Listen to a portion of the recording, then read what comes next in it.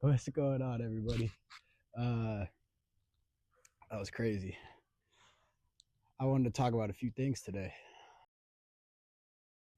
It's a beautiful night. Um, Thought I'd make a video. So this video today is about a couple of pen pals I have. I was watching a show with my girlfriend, and it was based in like the 20s or the 30s. I don't a point in time where motherfuckers still wrote letters. So however long ago that was, that's when it was based.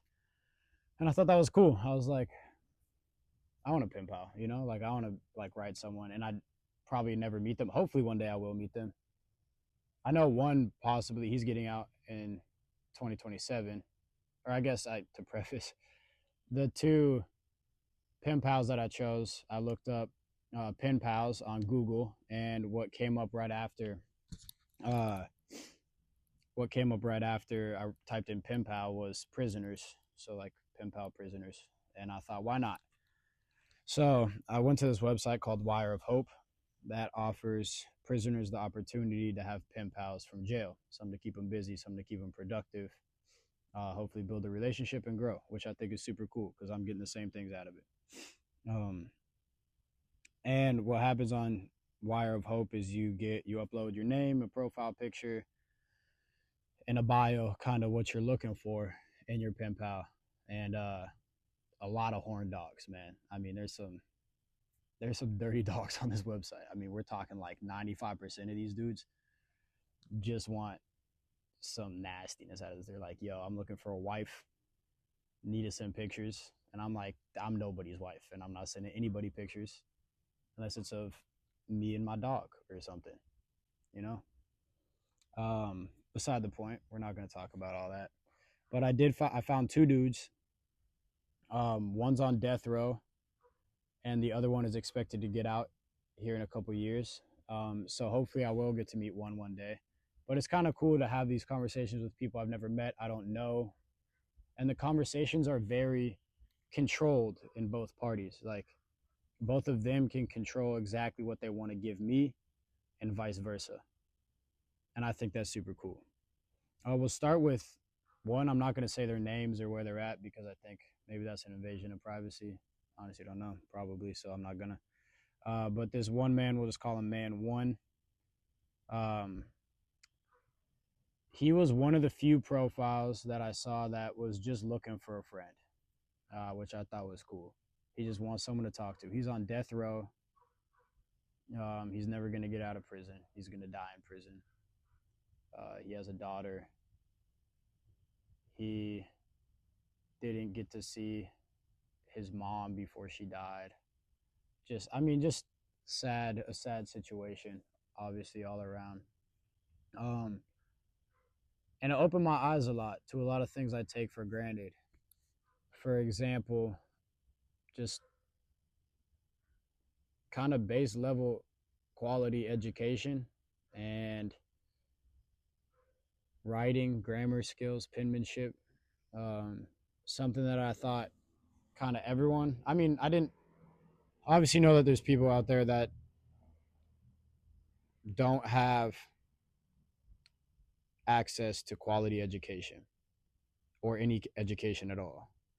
But seeing it is a different story. Seeing a man who, it could be my father easily, is actually 4 years older than my actual father. I think around the same age as my father. But seeing, oh, I was a spider, bro. What the fuck, bro? These are the bugs I'm talking about, man. I thought it was a fly and it was crawling across the fucking. All right, man. Fucking Georgia, dog, with you guys' bugs down here. Wyoming, no bugs. It's cold. There's like a few spiders every now and again, and they go away at wintertime. But here, there's like, I fucking kicked out a cockroach. We don't have to get into this again. I talked about this last video. I'm warming up to the whole fucking bug culture down here, but I'm gonna maybe one day I'll be fucking hanging out and cool with them. But for now, I'm not. All right. I don't know why I touched that either. What the fuck was I talking about? That's the real question. Yeah, decent education. So to see it in like real time, or to see a living example of a man who's older than me who wasn't granted access to quality education, and then what he did learn he didn't have time to perfect before he was sent off to prison. um, it's pretty eye-opening, and it's obviously something that I've never even thought of, that I'm grateful for. Like, I'm grateful for my family. I'm grateful that I have a roof over my head, I have food in my mouth, I have a car, I have a job. There's a lot of things, but I've never really been grateful for like base level education. And it's not to say that this man's not smart. He is very smart. Um, but what society considers to be educated, um, I think a lot more people lack that than we kind of give credit for. Lack arithmetic skills, writing skills, science knowledge, whatever you want to, I don't know, all those big subjects that people classify you as smart as in school, that I was all pretty bad at. But obviously, I was lucky. I was in a good school, a good high school. Something that I whined about a lot in high school, talking about like, this is stupid. I don't see the point in school. Um, but obviously, it has been a brick in the house to what is now CuppingEars, which is um, something I'm grateful for now, especially after writing this man. And secondly, I'm at a crossroad as well. I didn't want to look up the crimes of the men until they told me, because I think like they're supposed to or they have to. I don't know, but you're not supposed to ask. But I was talking with my uncle, and he asked me, "Man, like, what are they in prison for?" About the pen pals, and I said I knew one because the man I'm going to talk about next, he told me. But the first man on death row, he didn't tell me, and he's like, he got pretty. My uncle got pretty like, man, you're not just on death row for no reason. Like, you don't just get put there for kind of a petty crime. Like, you have to do some pretty messed up stuff to end up on death row. But I also understand like death row in the South, there has proven to be a lot of disproportions in the justice system, and a lot of failures, and a lot of wrongful convictions. I'm not entirely sure how common these wrongful convictions are. Um, and yeah, I don't know. I don't want to like rely on that being like someone's get out of jail free card without me even doing any research on their case or the person or whatever. Um, but with this man, I did, after my uncle said that, I did look up his name and his case, and I read through it. And it was a pretty heinous crime, one that one human should never do to another human. One man should never do to another woman. Um,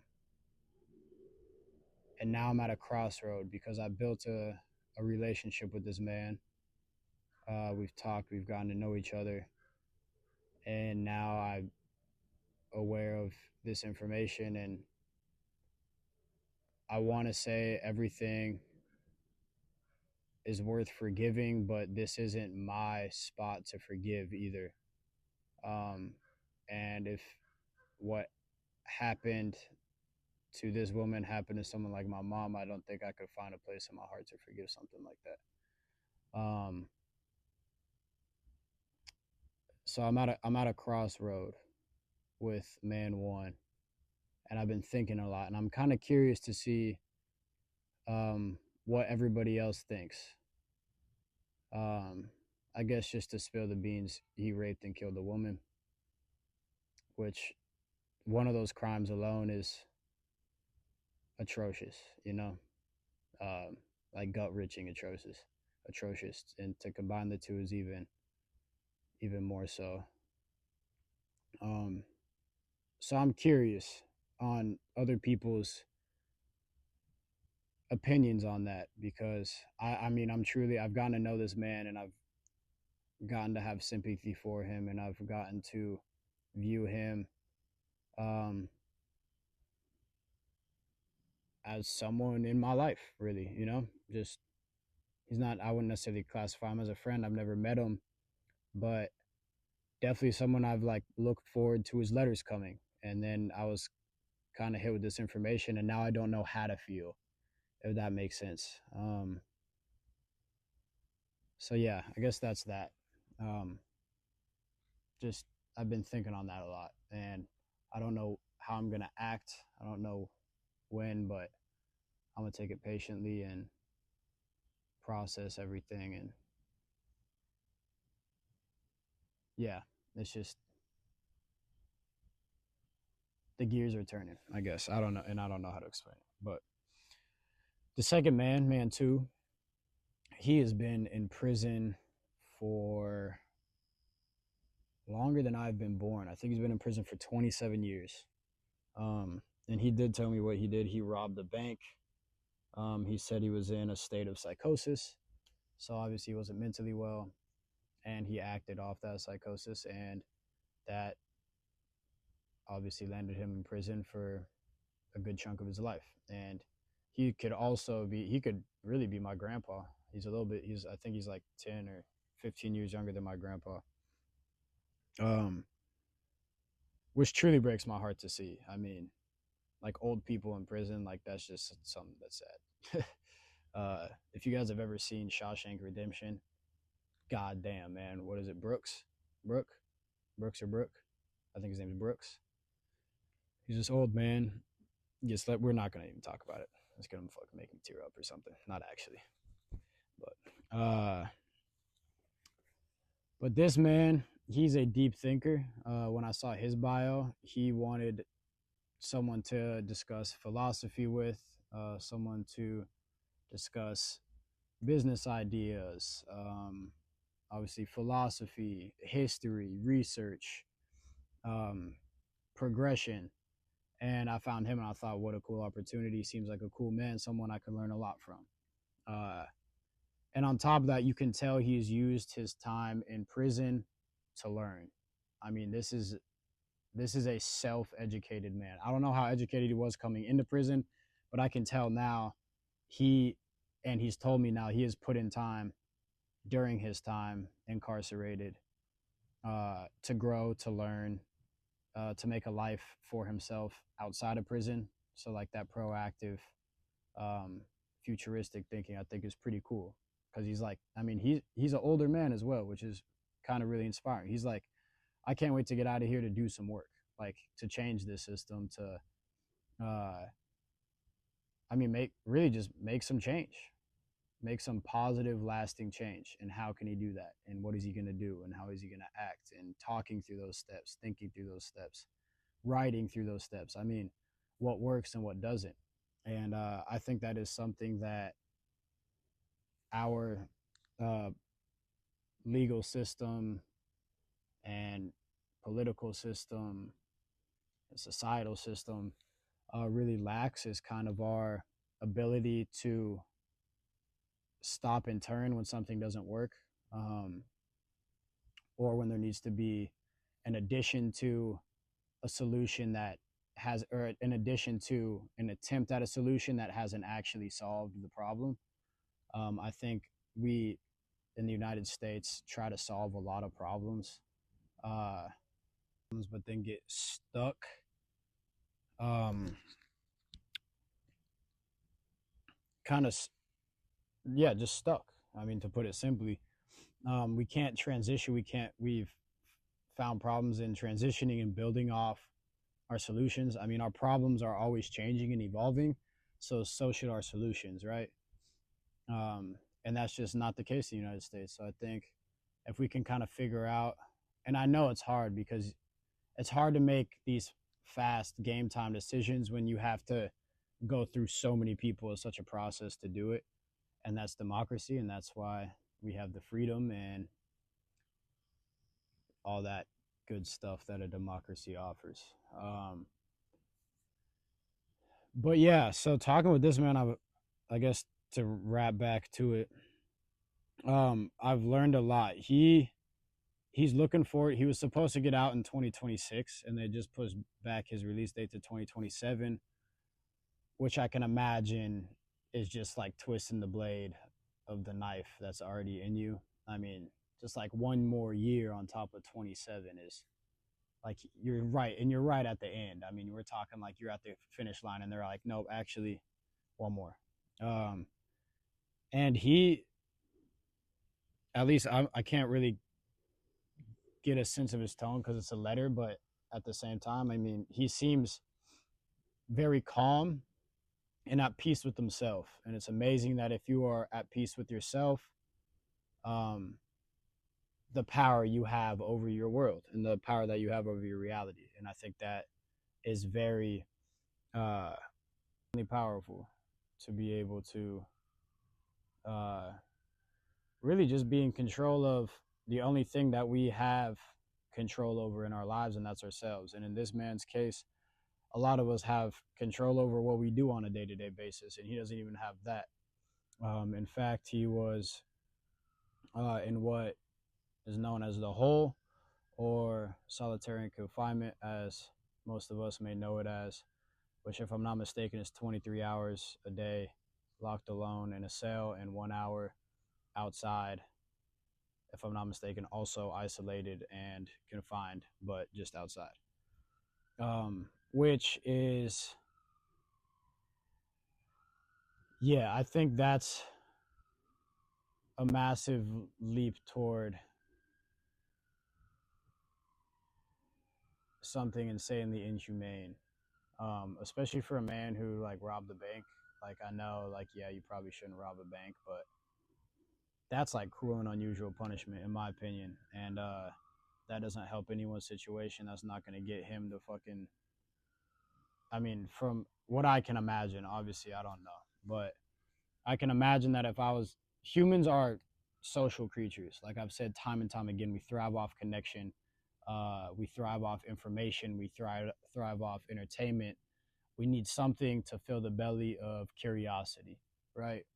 And when we don't have that, man, I can only imagine the psychological damage that that would do. Um, so I think that's horrible. But it takes, to go through that, either has to birth a completely wrecked man at the end of it, or a completely rebuilt and modified man, which I think man number two is. I think he's very, very in touch with who he is as a person, what he wants to do. I mean, he's getting off of a 27-year or 26-year, however long it may be, prison sentence as a technical senior citizen to only get back to work and make some change in this world and do what he believes to be right and change what he believes to be wrong. I think is insanely powerful. And it's people like this and it's connections like this that truly feed my soul and push me to be the best version of myself that I can be, because I have no excuse. And I don't want to be all inspirational. It's not my goal with this, but I think this is a great example of the power that other humans have over each other. The people that we surround ourselves with are who we are. And I don't think that that's a denied statement. I don't think that that's a unique statement. I think that is just what it is. And man number two is one of those people in my life that I truly value and I've learned a lot from. The people that are in my life are, I take little pieces of everyone I look up to in this life. A lot of pieces of y'all are found in me. A lot of people watching this video because you guys obviously are good friends in supporting me. My brother Peterson is a huge example of this. There's a reason I talk the way I talk. I walk the way I walk. I dress the way I dress. I listen to what music I listen to. It's because of the people I'm around. My brother in that specific example. But yeah, that's it. I know it kind of got random there again, but fuck it. We ball, you know. But thanks for tuning in. Much love. Till next time.